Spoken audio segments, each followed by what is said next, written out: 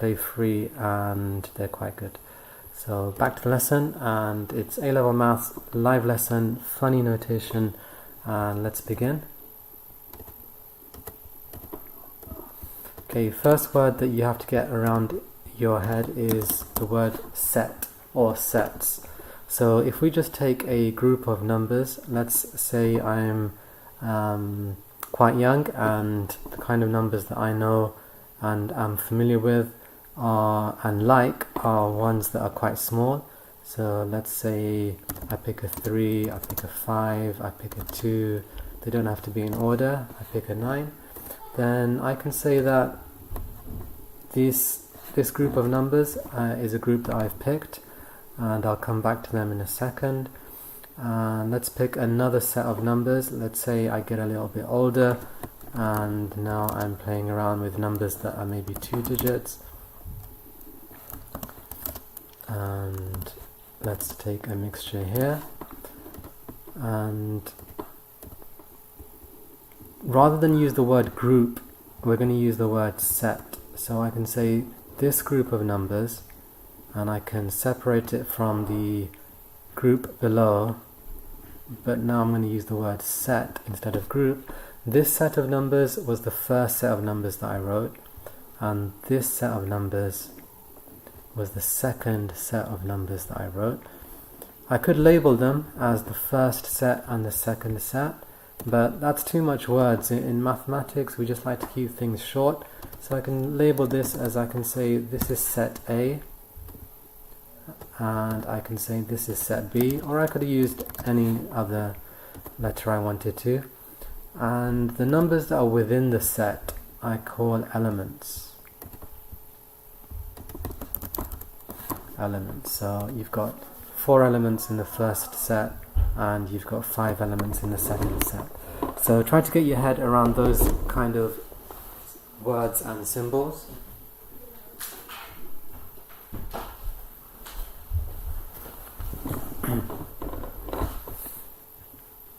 And then what if I've got a set that's got nothing in it at all? What if it's an empty set?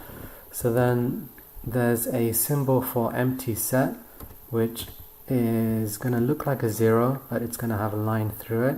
So I'm just going to check with this textbook to see which way it's written. Okay, it's just a single line through it like that, and that's the empty set, so that's got nothing in it at all. And then if we take the elements within the set, sometimes you will see there are elements that are in common, and sometimes they intersect each other. So rather than use the word common, we use the word intersect.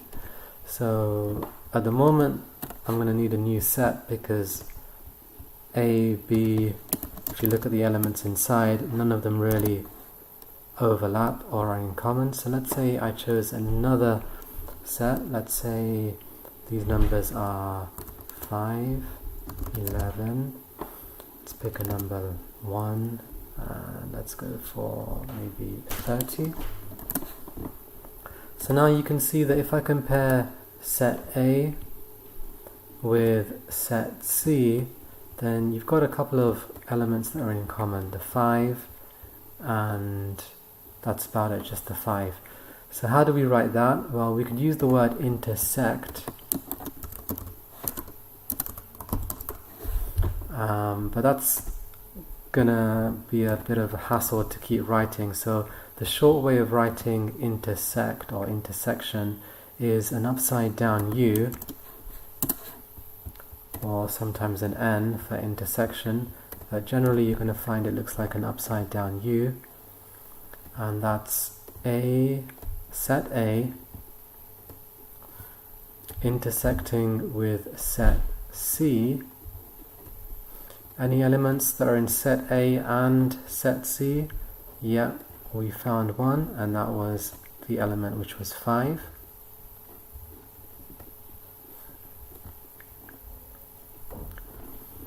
And then you have the other way around, which is union. Union is not just the ones that are in common, but everything that's in both sets. So if I go back to my original two sets, you've got A and B. Well, if I had the union of A and B, it's written union. Union comes from the same word as united. And if you think about when a country is united, it's all together. Or when a football team is united, it's all together. Everyone plays their part. Everyone is part of that set, part of that group.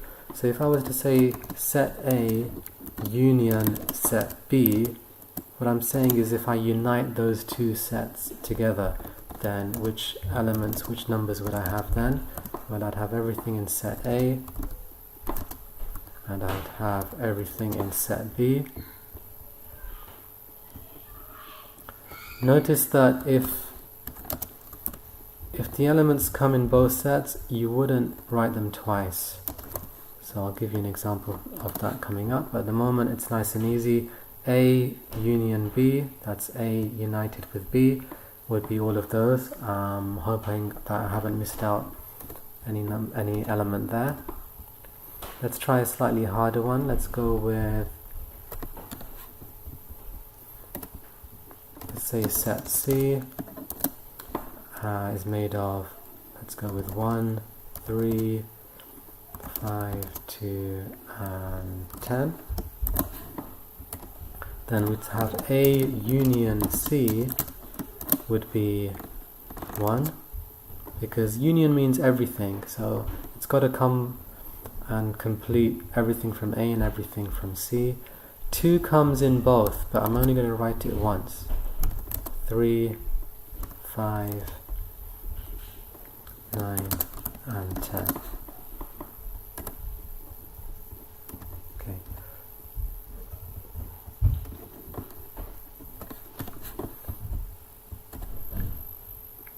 Let me just check there's anything else that I've missed. Okay, now the funny one.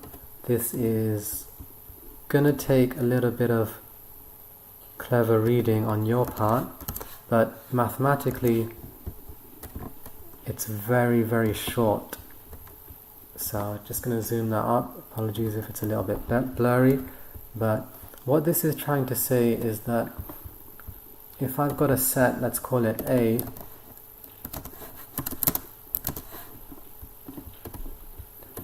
then we can call each element in set A X, and we can say these X's, and there's more than one of them, the 2 dots stand for such that, such that. So these elements in A are such that every element is less than 0. Every element is less than 0. Let's say we were just choosing numbers that were between -10 and 5. Well, because I want numbers that are less than 0, then my set A would be all the numbers, all the elements that are less than 0, and that would be equal to, if I was choosing whole numbers from the selection there, -10, -9, -8, and I can use dots all the way up to -1. Can't include 0, it's got to be less than 0. So just try and slow down a bit when you see those symbols. They're going to look a little bit difficult initially, but you just have to slow down and say, all I'm looking for is a set of numbers. Each of the elements in that set of numbers I'm going to call X, and the X's have to follow the rule.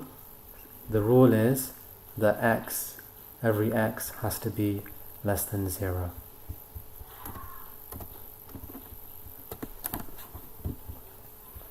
Okay, more funny notation, but this time let's go back to something you're familiar with. Let's look at equations. And if you remember your equations of straight lines, you might have had something like y equals 2x plus 1. It didn't have to be a straight line. You could have, at GCSE, been dealing with curves. You might have had something like y equals x squared. And the idea here is that you'd put a number into x, and then you'd get an answer for the y coordinate.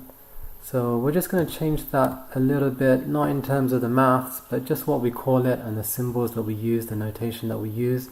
And what we're going to say is that rather than keep calling it y or another letter, let's just call it what it is. This is a function of x. This is a function of x. And function can be shortened to the letter f.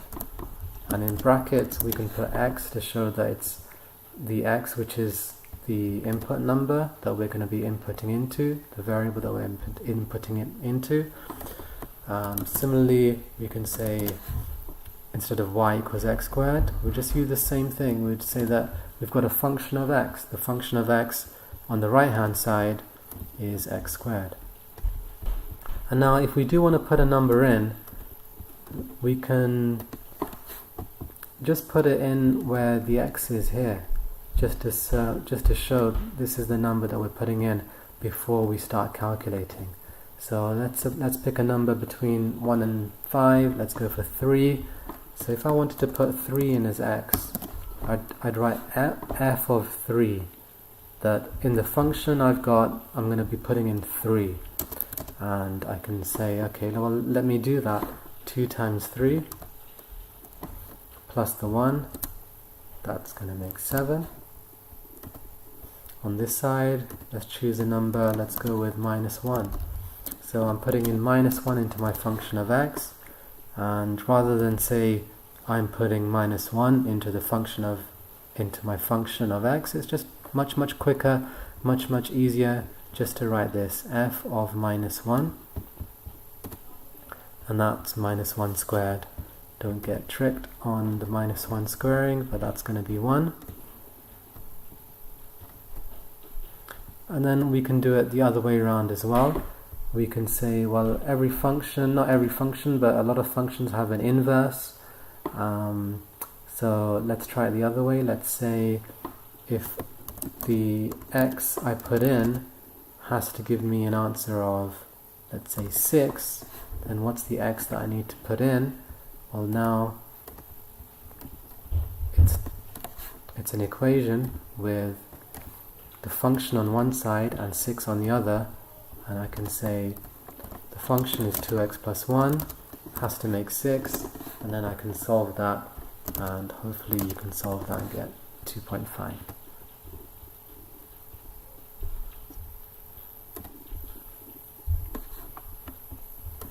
Let me just check I haven't missed anything.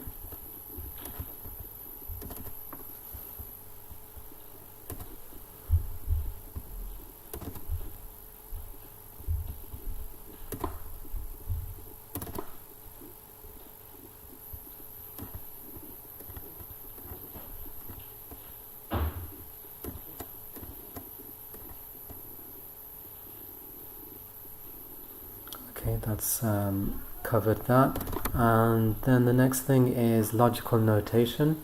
So here you just have to get used to some arrows and which direction they go in.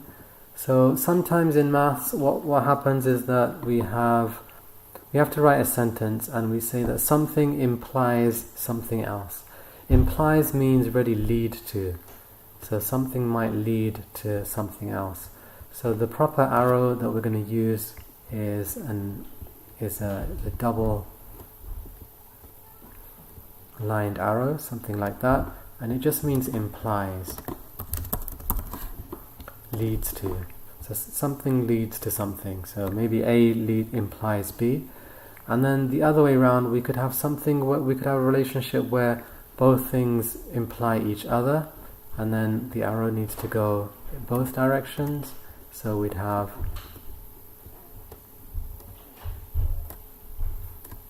something like that, and that would be they both imply each other.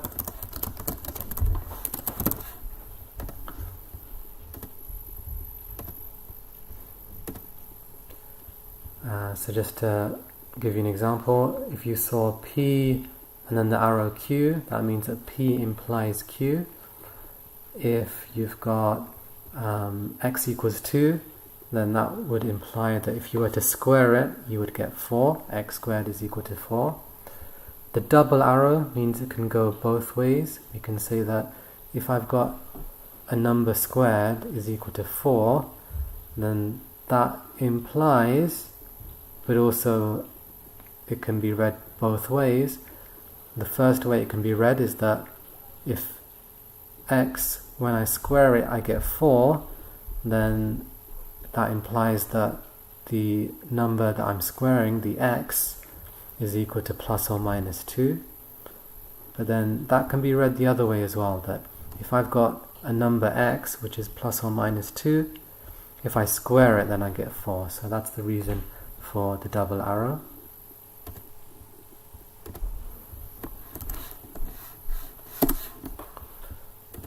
Sure you're familiar with the equal sign. If you want to say something is not equal, then you'd put a line through it. So that's not equal, or does not equal. And then sometimes, mainly when you're dealing with units, if you've got two units that are close to each other, so kilometers and miles, you might say that 1 mile is approximately 1.6 kilometers. It's not exact, but it's approximate, so you'd use something like a curvy line, just like that.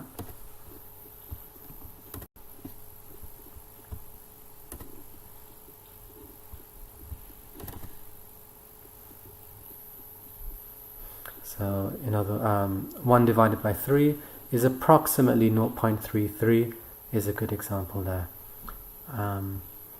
The equal sign with a third line is called an identity symbol. So that means that we're not talking about something equaling the other thing as in a question, 2 plus 2 is equal to 4, but what we're really saying is that it can be written in another way and it's still regarded as the same thing. So I could say 3x plus 2x is not equal to 5x, but it's identical to 5x, meaning if I've got an expression, if I've got an equation, and I rewrite the 3x and the 2x as 5x, then I've just rewritten it in a simpler way. I haven't actually worked anything out. So 3x plus 2x is identical to 5x, and that's just saying it can be written in a different way. Similarly, you could have fractions and percentages. 25% is identical to 1/4. It's just another way of writing 1/4.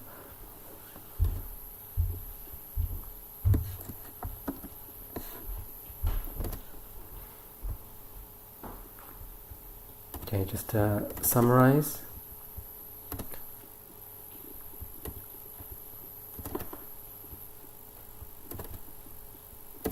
Okay, the kind of notation you've got to watch out for is set notation. That's what we looked at first. The numbers are elements and they have these curly brackets around them. If you don't have any numbers in the set, then you've got an empty set, and that's written as a symbol with a 0 and a line through it. The U means union. That's if you put both sets together and have everything that was in A, everything in B, all united, all as one. The upside down U is an intersection. Try to think of the letter N. It looks roughly like the letter N, and that means only those elements that are in common that intersect A and B. The function notation, rather than write y equals, we're looking at just calling it what it is. It's a function of x. Sometimes you'll find out later on, we don't even always use the letter f, but just to start off with, it's a function of x, so let's just call it f of x. And then the double arrows that means it can go both ways, and if it's just one arrow, it means that P implies Q.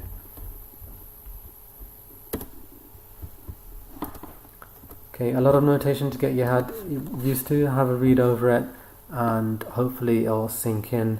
It takes just a little bit of time. It's not hard, but you just have to allow yourself to read it a couple of times, and then it'll sink in. If there's any questions, feel free to write